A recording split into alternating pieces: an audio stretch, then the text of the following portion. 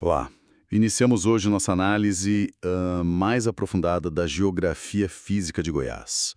Vamos usar o material que a gente tem aqui para explorar como os elementos naturais, vegetação, rios, clima, relevo, solos, como tudo isso se encaixa, sabe?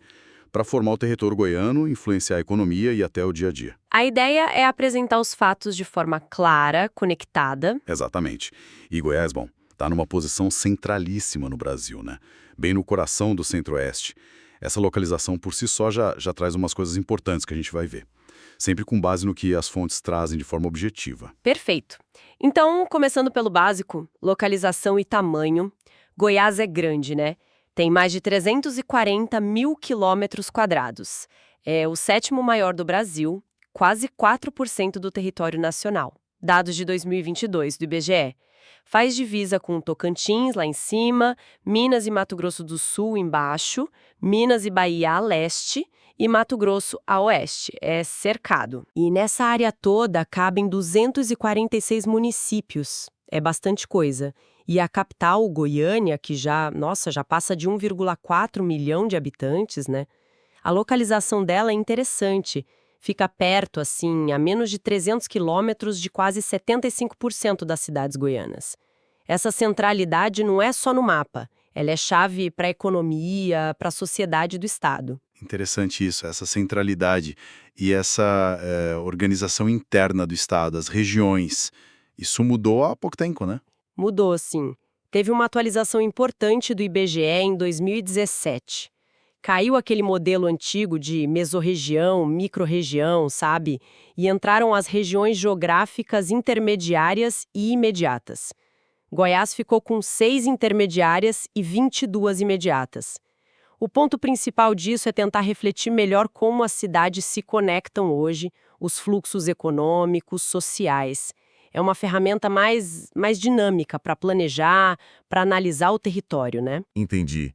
E qual a diferença na prática entre essas intermediárias e imediatas? O que elas mostram?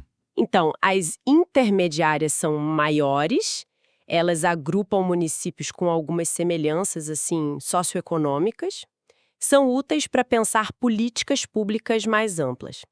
Já as imediatas são menores, focadas nos polos urbanos mais próximos e a influência deles ali no dia a dia, serviço, comércio, trabalho, mostram mais as conexões locais, sabe? Onde o pessoal circula mesmo. É um retrato mais fiel das relações no espaço. Entendido. Clareou. Bom, agora vamos mergulhar na vegetação. O material deixa claro, Goiás é cerrado puro, né? Cobre uns 90% do estado. Mas não é uma paisagem monótona, né? Pelo contrário, é descrito como um mosaico. Tem campo limpo, áreas mais abertas, as famosas veredas, aquelas áreas úmidas com buriti e até o cerradão, que é mais fechado, quase floresta. Essa variedade toda tem a ver com o solo, que muitas vezes é ácido, e o clima, com estação seca e chuvosa bem definidas. E a biodiversidade... Riquíssima, é verdade. Mas olha, está sob uma pressão intensa. As fontes, e aí entram dados oficiais, tipo Goiás em Dados 2024, alertam para a diminuição rápida da vegetação nativa. A expansão da agropecuária e o crescimento das cidades são os grandes motores disso, sabe? Isso fragmenta os habitats, põe em risco espécies que só existem ali, as endêmicas, e nesse cenário, as veredas, nossa, elas merecem um destaque especial. É mesmo. Por que exatamente? Imagina assim, o cerrado fica seco meses a fio, né? As veredas são como esponjas naturais no meio disso. São áreas sempre úmidas, com os buritis marcando presença. Funcionam como berçários de água, literalmente. Elas são fundamentais para regular o fluxo dos rios, para a recarga dos lençóis freáticos, dos aquíferos. Destruir veredas significa mexer com a segurança hídrica. E isso afeta todo mundo, desde a cidade que precisa de água até a agricultura que usa irrigação. É um ponto crítico mesmo. Nossa, o impacto é muito direto, bem sério. E, puxa, mesmo com essa pressão toda, Goiás ainda tem áreas reconhecidas no mundo todo pela importância para o cerrado, certo? Os tais sítios da Unesco. Correto. Tem 2 parques nacionais que viraram Patrimônio Mundial Natural em 2001, a Chapada dos Veadeiros e o Parque Nacional das Emas. E esse reconhecimento não é só pela beleza, não. É pela representatividade, pela importância global do Cerrado. Ele é considerado um hotspot de biodiversidade, ou seja, área prioritária para a conservação no planeta. Legal. Vamos detalhar um pouco a Chapada dos Veadeiros. Onde fica? O que tem de especial lá? A Chapada fica no nordeste de Goiás. É uma região geologicamente muito antiga, tem rochas com mais de 1,8 bilhão de anos. Isso cria paisagens espetaculares. Cânions fundos, vales, cachoeiras, aqueles platôs imensos, os altiplanos. A altitude lá é alta, chega no ponto mais alto do estado, a Serra do Pouso Alto, com 1.676 metros. E além de ser super importante para as nascentes de rios das bacias do Tocantins e do Paraná, é refúgio para bicho ameaçado, tipo lobo-guará, tatu-canastra. O ecoturismo lá já é bem forte. 1 bilhão e 800 milhões de anos. É difícil até de imaginar. E o Parque Nacional das Emas? Fica do outro lado do estado, imagino. Exatamente. Bem no sudoeste de Goiás, já na divisa com o Mato Grosso e Mato Grosso do Sul. A paisagem lá é bem diferente da Chapada. O que domina são os campos limpos, aquelas áreas abertas de grama, sabe? E também tem veredas. É a casa de animais grandes, como a onça-pintada, tamanduá, bandeira e, claro, a ema, que dá nome ao parque. E tem uma coisa fascinante lá, a bioluminescência nos cupinzeiros. Em certas épocas, eles brilham no escuro, atrai muito turista. É um lugar super importante para a pesquisa e para o turismo de natureza. Bioluminescência em cupinzeiro. O Cerrado não para de surpreender, hein? Com certeza. E os 2 parques Chapada e Emas são mais que reservas. Eles ajudam a regular o clima local, protegem fontes de água que são essenciais e incentivam um turismo que pode ser sustentável. Eles mostram bem esse desafio, de equilibrar a proteção do ambiente com a valorização da cultura local e as necessidades de desenvolvimento. Faz todo sentido. E essa diversidade toda de vegetação, de paisagem, está assentada numa base física, claro. Como é o relevo goiano? O material diz que faz parte do Planalto Central brasileiro. As altitudes médias ficam entre 600 e 1.200 metros. E tem de tudo um pouco. Chapada, planalto, depressão, serra. Mas o que chama muita atenção nos dados é que a maior parte, mas a maior parte mesmo, é de área plana ou com ondulação suave. Coisa de 92,5% do território é assim. 26,1% plano, 43,2% suavemente ondulado e 23,1% ondulado. É muita área favorável, né? É um número impressionante, sim. E é a chave para entender a vocação agrícola de Goiás. Essa topografia plana facilitou demais a expansão da agricultura com máquinas, da pecuária extensiva. As áreas mais acidentadas mesmo são uma parte pequena só, 7,5% do total. Ficam mais concentradas em serras, nas bordas das chapadas. Nesses lugares, com declive maior, 6,6% fortemente ondulado, 0,85% montanhoso e aquele tiquinho, 0,07% escarpado, aí a prioridade geralmente é conservar. E essa topografia mais plana também deve influenciar como a água corre, imagino. Diretamente. O material até menciona que perto dos rios grandes, como o Araguaia e o Tocantins, predomina essa superfície mais suave. Isso ajuda a usar o solo perto da água. E só para confirmar, o ponto mais alto do estado, como a gente falou, é a Serra do Pouso Alto, lá na Chapada, com 1.676 metros. Falando em água, vamos conectar isso com o clima. Goiás tem um clima tropical sazonal, né? Às vezes chamam de tropical semi-úmido nas fontes. O que isso quer dizer na prática? Olha, significa que o ano é dividido em 2 estações bem marcadas. Uma chuvosa, que vai mais ou menos de outubro a abril, onde cai quase toda a chuva do ano, e uma estação seca, de maio a setembro. Aí são muitos dias de sol forte e a umidade do ar fica baixíssima. Essa gangorra rege tudo, o calendário da agricultura, o volume dos rios, e afeta até a saúde, com mais problema respiratório na seca. E temperatura? Como fica? As médias anuais costumam ficar entre 20 e 26 graus Celsius. Mas varia, claro. Áreas mais altas, tipo a Chapada, são mais frescas, o sul do estado geralmente é mais quente. O material até dá exemplos de Goiânia, do IMET. Num novembro aí, a média das máximas bateu 35,5 graus Celsius, bem acima do normal. Já num julho, a média das mínimas foi 13,4 graus, um pouco abaixo. Mostra essa variação, né? E a chuva? Chove igual no estado todo? Não.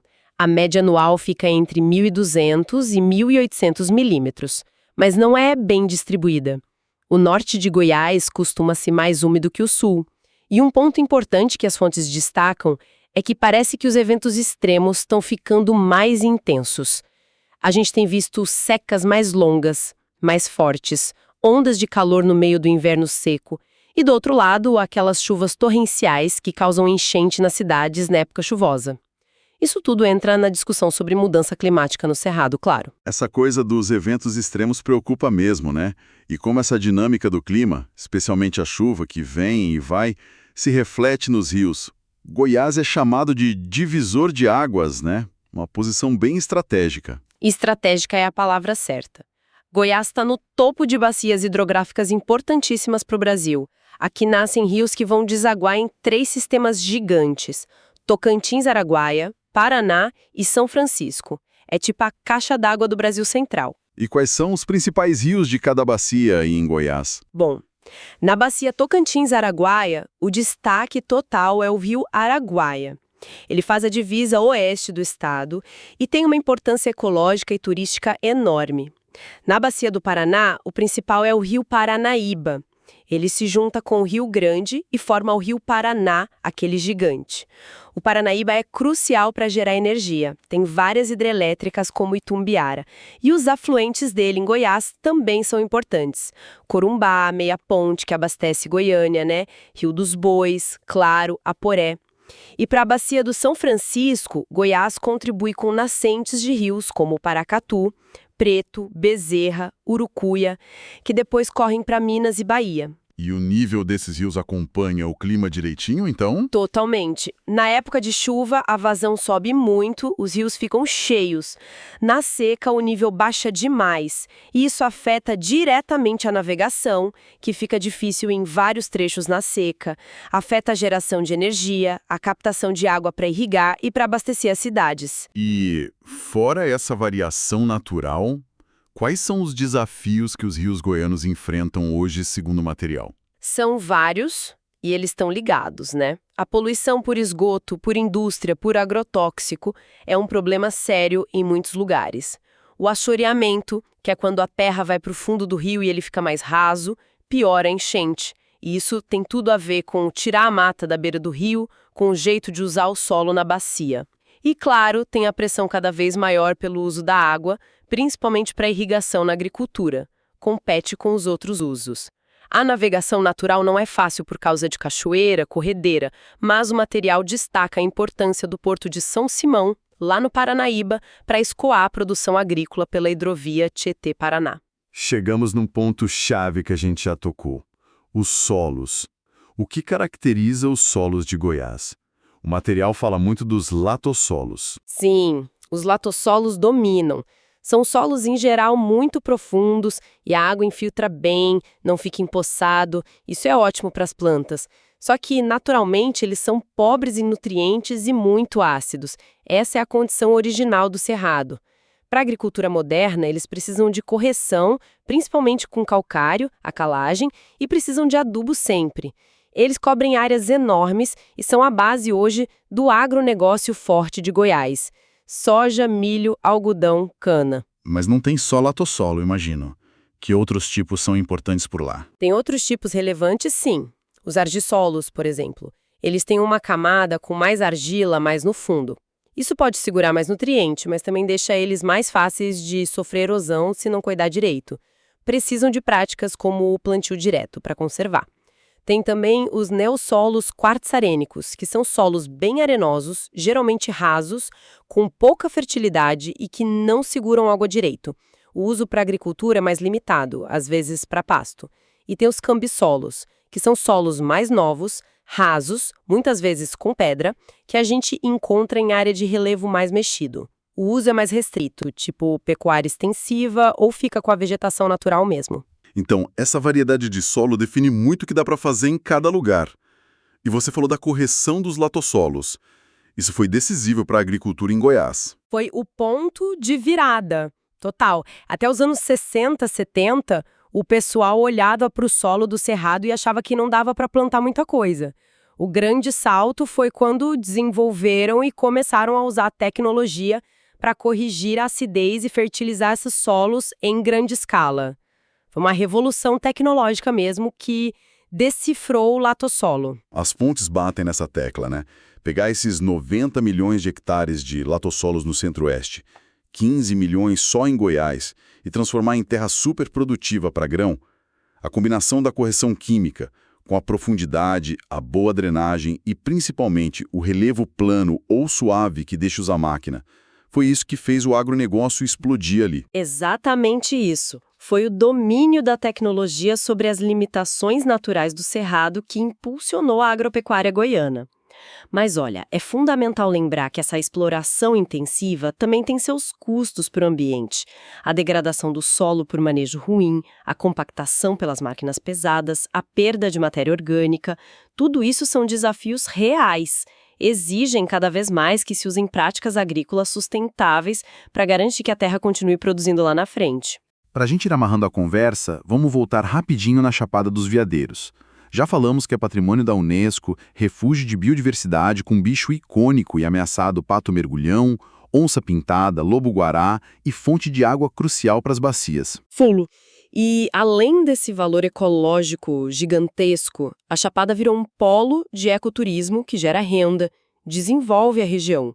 Mas é importante notar que essa convivência não é simples, né, sem conflito. O material até cita um estudo da UNB que aponta tensões socioambientais lá.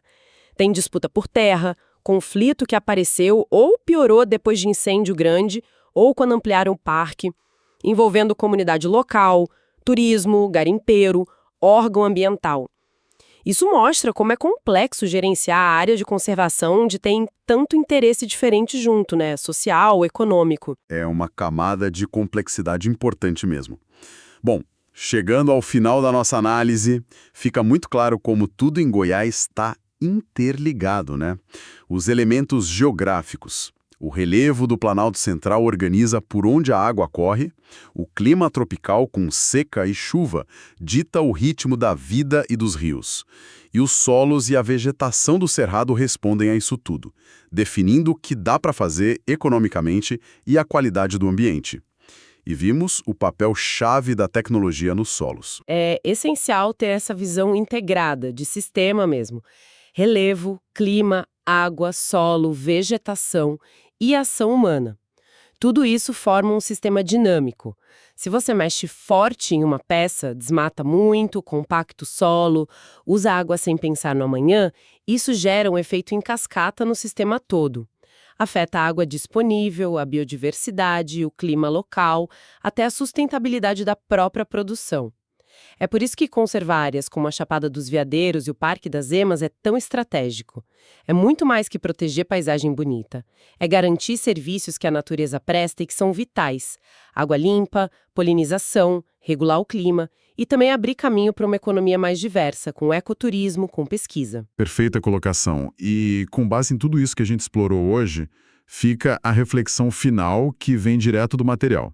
Considerando essa variabilidade climática que está aumentando e essa teia complexa que é a geografia de Goiás, como é que a expansão agrícola e urbana, que continua, pode ser gerenciada para minimizar os impactos negativos futuros e, ao mesmo tempo, garantir a sustentabilidade dos recursos naturais e a vitalidade econômica do Estado? Fica aí a questão fundamental para o futuro de Goiás.